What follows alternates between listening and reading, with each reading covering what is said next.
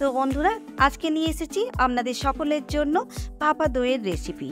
সকলের পছন্দের এই ডেজার্ট রেসিপিটি কিন্তু সম্পূর্ণ দুর্গাপুজোর স্পেশাল। তাই এই দুর্গাপুজোতেই 5টি দিনের মধ্যে একটি দিনে বা রাতের মেনুতে অবশ্যই রেখে দেবেন এই ডেজার্ট রেসিপিটি। অসাধারণ এই ভাপা দইয়ের রেসিপিটি কিন্তু সম্পূর্ণ বাড়িতেই বানিয়ে নিয়েছি, একদম অল্প সময়ে আর কোনো ঝামেলা ছাড়াই, মাত্র 2 থেকে 3টে উপকরণ দিয়ে। তো বন্ধুরা, এই রেসিপিটি বাড়িতে পারফেক্টভাবে বানিয়ে নিয়ে সকলের মুখ মিষ্টি করার জন্য অনুরোধ করব আজকের ভিডিওটা সম্পূর্ণ দেখার জন্য। সাথে অনুরোধ করব ইউটিউবে আমার হ্যাংলামন চ্যানেলটিকে একটি সাবস্ক্রাইব করে দেওয়ার জন্য। সাথে একটি লাইক, কমেন্ট আর শেয়ার করে দেবেন প্লিজ, কারণ আপনাদের একটি সাবস্ক্রাইব আমাকে অনেক মোটিভেট করে এগিয়ে যাওয়ার জন্য। নমস্কার বন্ধুরা, আমি রাখি হ্যাংলামনের আর একটি সুন্দর নতুন রেসিপির ভিডিওতে আপনাদের সকলকে স্বাগত জানাই। তো চলুন বন্ধুরা, শুরু করে দিই আজকের রেসিপি। বন্ধুরা, ভাপা দই বানানোর জন্য প্রথমে এখানে রেডি করে রেখেছি আমি দইটা এখানে 2 থেকে 3 ঘন্টা জল ঝরিয়ে রেখে দিয়েছি। জল ঝরানোর জন্য আমি এখানে এই ছাঁকনিটা ইউজ করেছি। আপনারা চাইলে একটা সুতির কাপড় দিয়েও কিন্তু জলটা ঝরিয়ে নিতে পারেন। এখানে আমি দই নিয়েছি 500 গ্রাম। এখন এই জল ঝরানো দইটাকে নিয়ে নেব একটা পাত্রের মধ্যে। দইটাকে কিন্তু সম্পূর্ণ জল ঝরিয়ে তারপরে এই রেসিপিটা করতে হবে। এখন এই দইটাকে সুন্দর করে একটা হ্যান্ড ব্লেন্ডারের মাধ্যমে ভালো করে ফেটিয়ে নেব। তো দেখুন, সুন্দর করে কিন্তু এই দইটাকে ফেটিয়ে নিতে হবে যেন একটা ক্রিমি স্মুথ মিশ্রণ রেডি হয়। তো দেখুন বন্ধুরা, দইটাকে কিন্তু সুন্দর করে ফেটিয়ে নিয়েছি, একদম ক্রিমি হয়ে গেছে এখন এই দইটা। এখন এই দইয়ের মধ্যেই দিয়ে নেব কনডেন্স মিল্ক। এখানে কিন্তু কনডেন্স মিল্ক আমি 200 গ্রাম ইউজ করছি, আর এই কনডেন্স মিল্কটা আমি বাড়িতেই রেডি করে নিয়েছি।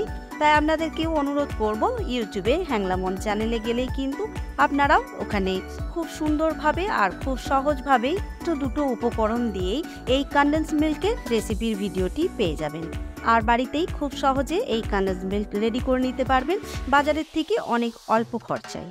এখন সুন্দর করে কনডেন্স মিল্ক আর দইটাকে ফেটিয়ে নেব একসাথে। তো দেখুন, রেডি হয়ে গেছে দইয়ের মিশ্রণটা। এখন এই দইয়ের মিশ্রণে আপনারা চাইলে কেসার বা যে কোনো ফ্লেভার কিন্তু অ্যাড করতে পারেন। এখন আমি এখানে অ্যাড করছি পেস্তা, আর পেস্তার জন্য এখানে আমি গুঁড়ো পেস্তা, যেটা খুব মিহি করে নয়, হালকা গোটা গোটা রেখেই আমি ভেঙে নিয়েছি। এখন সেই পেস্তার পাউডারটা 2 থেকে 3 চামচ এখানে অ্যাড করে দেব। এতে দেখতেও অনেক সুন্দর লাগে আর স্বাদও কিন্তু অনেক ভালো হয়। দিয়ে নিলাম ফ্লেভারের জন্য অল্প একটু এলাচ গুঁড়ো। হালকা হাতে একবার সমস্ত উপকরণ মিক্স করে নেব। হালকা করে একবার মিক্স করে নিলাম। এখন এই মিশ্রণটাকে ট্রান্সফার করব একটা কন্টেনারের মধ্যে, যার জন্য নিয়ে নিয়েছি এখানে আমি কেক কন্টেনার। এই কন্টেনারের মধ্যেই কিন্তু দইটা স্টিম করে নেব। আপনারা চাইলে এরকম না থাকলে যে কোনো টিন বা স্টিলের পাত্রেই করে নিতে পারেন। এখন এই পাত্রটাকে একটু ঘি দিয়ে গ্রিস করে নেব সুন্দর করে। পুরো কন্টেনারটাকে কিন্তু খুব ভালো করে ঘি দিয়ে গ্রিস করে নিতে হবে, তাহলে ভাপা দইটা বের করার সময় খুব সহজেই বেরিয়ে আসবে। তো চলুন, এখন রেডি হয়ে গেছে ভাপা দইয়ের কন্টেনারটা। এখন এর মধ্যেই ট্রান্সফার করে নেব তৈরি করা মিশ্রণটা। বন্ধুরা, এই ভাপা দই কিন্তু বাঙালির অনেক পছন্দের একটি ডেজার্ট। আর বাঙালি বলে নয়, সকলেই কিন্তু যেই এটা খাবে তারই খুব ভালো লাগবে। তাই অবশ্যই বাড়িতে একবার আজকের ভিডিও রেসিপিটি ফলো করে ট্রাই করবেন বন্ধুরা, আর সকলের মুখ মিষ্টি করবেন এই পুজোতেই। এখন উপর থেকে খুব ভালো করে প্লাস্টিক র্যাপার বা ফয়েল পেপার দিয়ে র্যাপ করে দিতে হবে। আমি এখানে প্লাস্টিক র্যাপার ইউজ করছি। এখন সুন্দর করে র্যাপ করে নেব পুরো মোলটাকে। এখন রেডি হয়ে গেছে স্টিম করার জন্য এই ভাপা দইটা। তো চলুন এখন স্টিম করে নেব। তার জন্য এখানে কড়াইয়ের মধ্যে বসিয়ে দিয়েছি অল্প জল। জলটা এখানে অলরেডি স্টিম হতে শুরু করেছে। এখন এর ভিতরেই দিয়ে নেব ভাপা দইয়ের মিশ্রণের কন্টেনারটা, আর উপর থেকে কভারটা দিয়ে লো টু মিডিয়াম ফ্লেমে 15 মিনিটের জন্য স্টিম করে নেব এই ভাপা দইটা। তো চলুন বন্ধুরা, 15 মিনিটের জন্য স্টিম করা হয়ে গেছে ভাপা দইটা। এখন কভারটা খুলে দেখে নেব ভাপা দইটা কতটা পারফেক্ট রেডি হলো। এখন কন্টেনারের উপর থেকে এই প্লাস্টিক র্যাপারটাকে সরিয়ে নেব। দেখুন, উপরে কিন্তু এই যেগুলো ভাসছে সেটা কিন্তু জল নয়, এটা কিন্তু দইয়ের ফ্যাট। এখন দেখে নিলাম একটা টুথপিক দিয়ে। দেখুন, একদম কিন্তু ক্লিন। তার মানেই ভাপা দইটা পারফেক্টভাবে স্টিম হয়ে গেছে।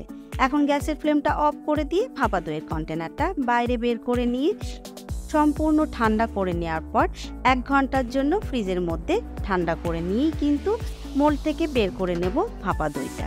তো চলুন বন্ধুরা, ভাপা দইটাকে সম্পূর্ণ ঠান্ডা করে তারপর ফ্রিজের মধ্যে 1 ঘন্টা রেখে নিয়েই কিন্তু বের করে নিয়েছি ভাপা দইটা।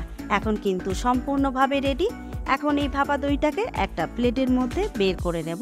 তার জন্য একটা প্লেট নিয়ে এই ভাপা দইয়ের কন্টেনারের উপরে দিয়ে নিয়ে কিন্তু হালকা করে একটু কন্টেনারটাকে উল্টে নেব এই প্লেটের উপর।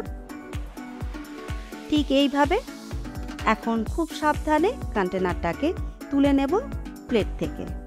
তো দেখুন সুন্দরভাবে বেরিয়ে এসেছে ভাপা দইটা, একদম কিন্তু দেখে মনে হচ্ছে চিজ কেক।